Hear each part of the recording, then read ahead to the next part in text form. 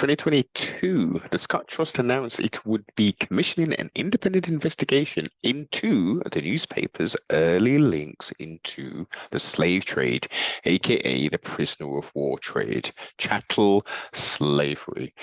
The Guardian has been forced to apologize for its links into the slave trade and announced will pay £10 million as part of a program of restorative justice that will be carried out over the next decade. Now my teeth are back in. The announcement has been made yesterday by the newspaper's owners after it released its Legacy of Enslavement reports. Okay, so let's see what Richie Ellen's got to say about this. Guardian has set up a £10 million reparation fund after investigating itself for the past 3 years. Now, the Scott Trust, which owns Guardian Media Group, plans to launch a decade-long programme of restorative justice to make up for the role the newspaper's founders played in the transatlantic slave trade. What will it include? Well, it'll include donating millions of pounds to communities harmed by the business interests of the Guardian's 19th century founders. The donations will be funded from the Scott Trust's £1.3 billion endowment. Mother of God. It comes after an investigation commissioned by the Trust found that the paper's founder and his financial backers, or most of them anyway, had links to slavery through the textiles industry. So the Guardian had help from Nottingham and Hull universities, and they were able to establish links to plantations on the Sea Islands off the east coast of the United States. They got invoice books, dear listener. All this was forensic stuff. They found invoice books from John Edward Taylor, the journalist and cotton trader who founded The Guardian in 1821. And he had some interests in businesses that imported raw cotton that was produced by slaves in the region. Yes, he didn't care. And the processing of the said cotton would have been done by underage children as well as some adults. But underage children were working in these cotton mills and stuff, being killed and exploited and all that kind of stuff. So, that's well documented also. Where he got his cotton, you see. All he cared was that he had enough underpantses and vests, and that he could sell underpantses and vests. He didn't give a damn about how they were manufactured. Just like the military-industrial complex creates these destructive weapons and have fairs and fates where they can sell and ply these weapons of mass destruction to private security firms and to nations and to dictators, etc. They came from. This is kind of mad stuff, really, this. This isn't to say that, slavery was great, like, in any way, shape or form. Not at all. But this is a long time ago. And nobody at The Guardian, at least I don't think so, in 2023 had anything to do with this. Very interesting. Who took this up today? Well, there were plenty of takers on mainstream media in the UK. Nobody in the year of 2023 had anything to do with historical slavery back a couple hundred years. Of course not. That'd be preposterous, I think. People don't live to that age, so no. But what can happen is people can benefit off the financial wealth which was gained across Europe, Great Britain, and of course the Americas, which makes those cities and countries so profitable today. Quite obvious, I think. Well, James O'Brien on LBC, there's never been a greater virtue signaller than the bearded one, the bearded twerp, the BT. That's what they call him in the canteen, the BT, the bearded twerp. Here he is, and he speaks. So you got the bearded twerp, as he refers to as, versus the boldy gammon, the big boldy gammon. Speaking to a person of colour called Josh, and they're in agreement that this Person of color. I chuckle. I always chuckle when I hear that because everybody has some form of color, and in the heat, some people can turn other colors. In the cold, again, other people can turn, or some people can turn other colors as well. So the third colored people is quite an interesting geosocial political term, just like white, black, and all the rest of the stupid stuff. is a good thing. I'm fascinated by the notion of guilt because I think you're right. That's certainly what the rhetoric tells us. But what I'm not going to feel guilty about. I think if I lived in a massive. Hang on a second. Has James O'Brien been kidnapped and has an imposter who has a striking resemblance to him been placed in the hot seat at LBC? Did James say that he won't feel guilty? Not going to feel guilty. Yes, James. But I think if I lived in a massive stately home built upon the blood of enslaved black people, then yeah, 400 years later, I might still feel a. Commission of a crime, you're in a vehicle and you're the getaway driver and your two mates go in and rob the bank. Is it just the people who rob the bank get convicted? Now let's say that they're successful and they pull off the biggest bank robbery of modern history, and they're successful, just like, you know, the one that was done over here, and they still haven't recovered all the money. I bet you in a couple years' time or sometime they could say, oh, you know, we've done some investigations now, we've ascertained, and we know that this money came from the proceeds of crime, and there's an act that goes along with that. And they can just take all of that money away. They'll just take that, look, it's ours. Unless you can prove that you made this money legitimately, we're going to take whatever money we see or deem fit. So let's expand that further out. No one is alive, of course, today who took part in that, but at what level did anybody take part of it? There was direct, you know, dealings in this horrific and disgusting trade of people and the dehumanization of people.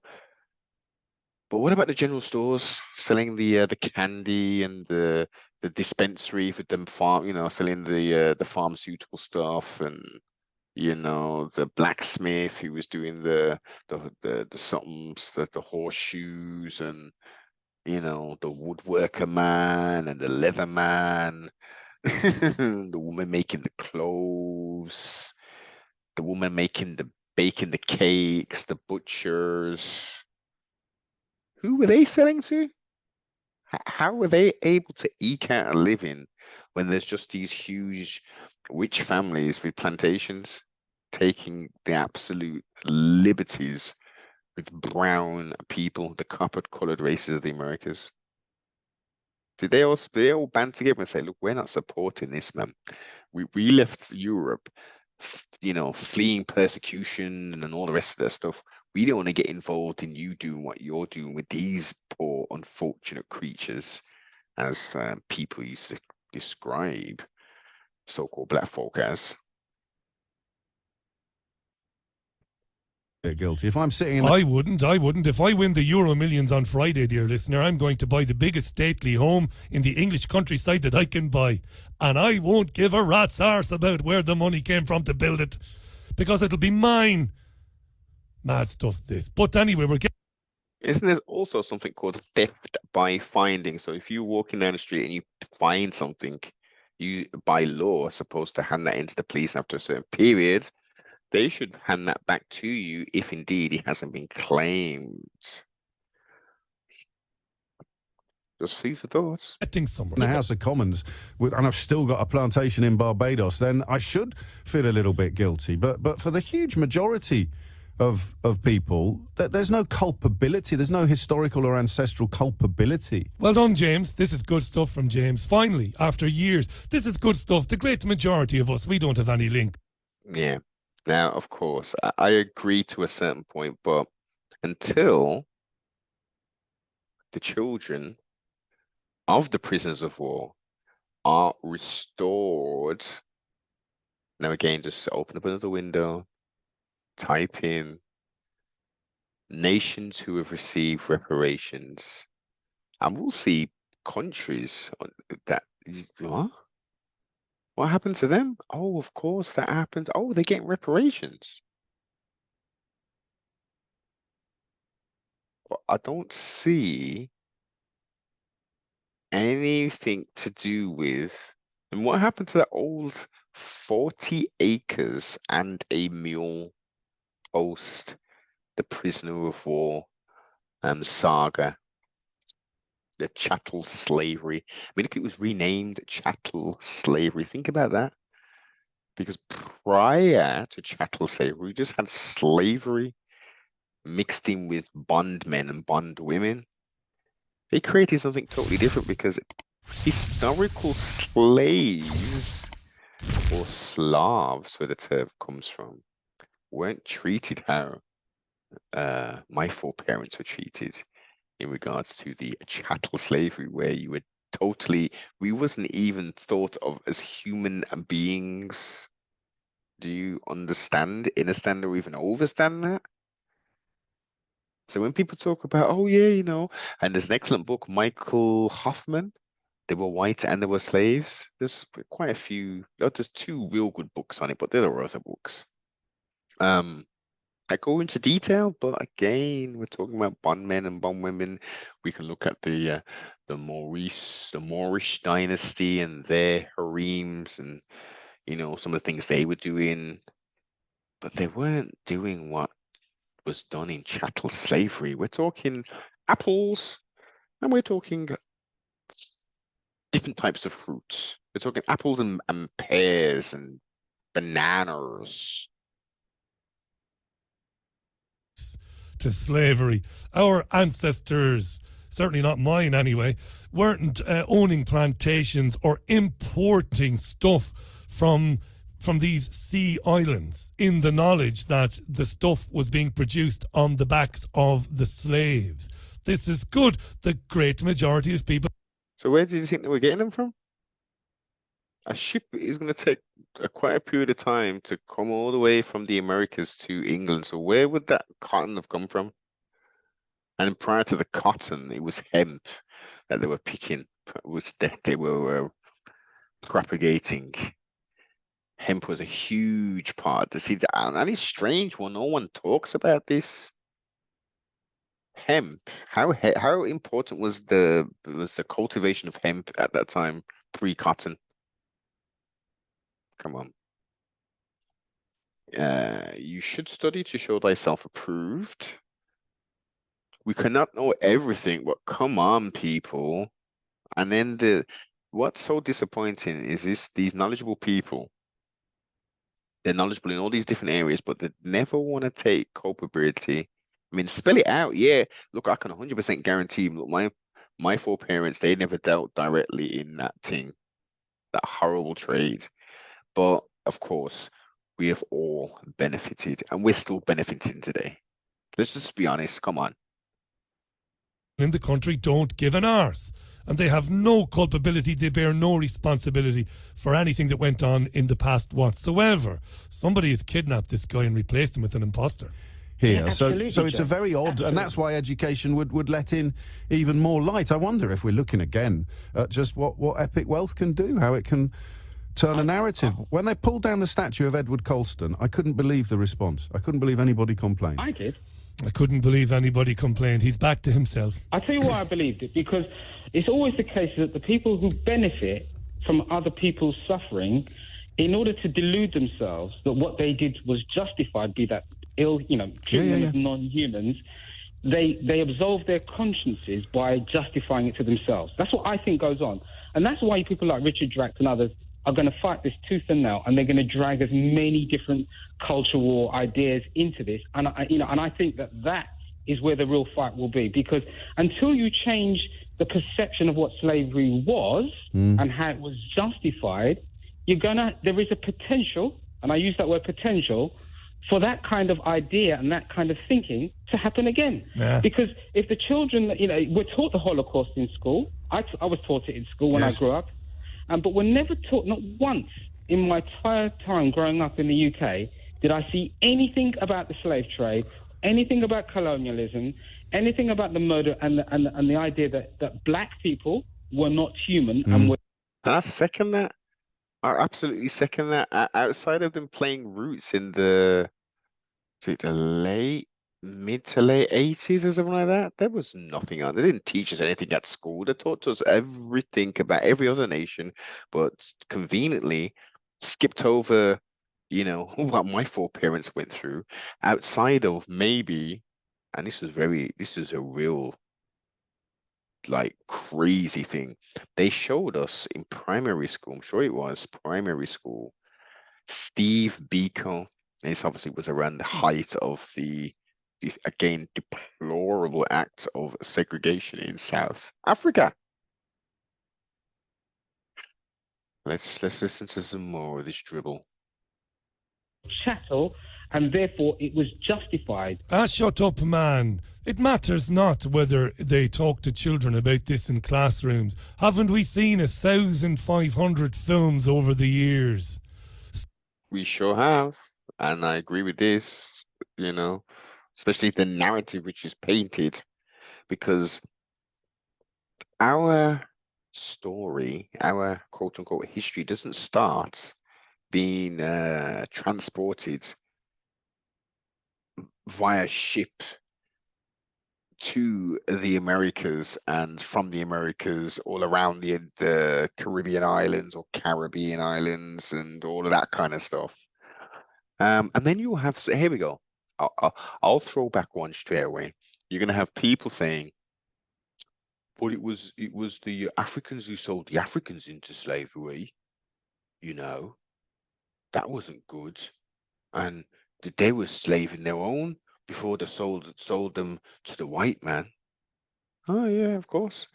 Every nation has enslaved every other different nation or every other different tribe within that nation. It goes without saying there were conflicts that happen, but they weren't taking another tribe and saying, okay, you can no longer speak your mother tongue. You are now treated in the designation as an animal, and we're going to put yokes of iron around your neck. We're going to rape and torture you, and we're going to work you till you're dead. Those type of things, they didn't happen. They may have happened like very infrequently, but that wasn't the type of thing that was going on. You were either killed or you were as a prisoner of war, which was then absorbed into that kingdom potentially, or that tribe. Or come on, people, man, this is just stupid. Serial dramas about the plight of African Americans in the 17th, 18th, and 19th centuries. We've seen hundreds of these things. Everybody knows that at one time in our past, in our fairly recent past, white slave traders and white landowners brutally abused. And who did the white landowners, who did they purchase the land off? So you've got plantations all across the Caribbean, acreages of land producing sugarcane, which a lot of the islands still are doing, banana plantations as well. Who did they buy the land off? That's what I want to know. Who did they buy the land off? Because I don't think any of that land was sold legitimately, only of recent times, based upon what was happened before they took that land. African people who had been taken from the land of Africa, from the continent of Africa to, well, all over the bloody place. We know this stuff. What difference does it make now? And let's not forget the copper-colored races of the Americas. We cannot forget those. They're intrinsically linked, and the Arawak Indians. Here's a newsflash for you: they didn't all die out. And here's another newsflash for you: the Caribbean or Caribbean islands and the Caribbean Sea was named after the Carib Indians. Here's another newsflash: They're not dead either. They haven't been totally wiped out and worked to death. Hint to the wise should be more than sufficient. Let's continue. Leave the children alone. Don't be telling children these horror stories. Just show them roots. Here you are, children. We were going to spend 6 months on slavery in Africa and elsewhere, but here's Roots, Alex Haley's book, which was made into... Yeah. Let's do that, man. Let's make some more light of it. Let's show Alex Haley's Roots, who was sued for $275,000 back in 1976 or something, I believe, for plagiarization of the African.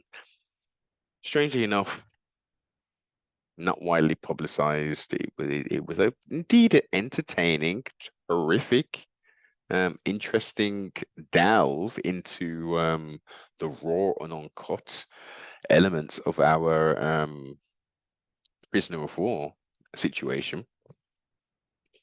But I think more can be done. I think, again, we were more than just prisoners of war. We need to examine that in more detail. The whitewashing of all of these movies that they're bringing out. It's crazy. Education first. Knowledge is power. Yes, indeed. Very disappointed with Mr. Richie Allen. Very disappointed. But at the same time, it's just, I guess people don't want to. I mean, there's nothing that they can personally do outside of the obvious, obviously, which is to strive to be a good person and to treat everybody. I mean, here's the one that always gets me, and I'm gonna end on this. I haven't got a racist bone in my body. Who on earth came up with that stupid term, phrase? And what exactly does that mean? Because how on earth can an inanimate object, in essence, which cannot communicate, how can that be racist? It's in your mind and in your heart, I would say. That's what's presenting racist ideas or actions. And that could be based on many different things. And we do have a section of people who are, who are non quote unquote black, who don't say that stupid phrase and act so much differently in these situations. It's again division, and again accountability. When are we as a people going to fully take accountability and right the wrongs? We're living in a real crazy time right now, very crazy time. Everyone can see it, but as a collective, it doesn't seem that we want to take that next step. So let me hear your thoughts in the comments, especially the other nations. I do want to hear what you have to say. Am I totally wrong? Am I going in too deep? Is this just surface level? Did it not matter that people were indeed profiting off the horrible situation, indirectly and directly? Give me your thoughts. Adios. Au revoir.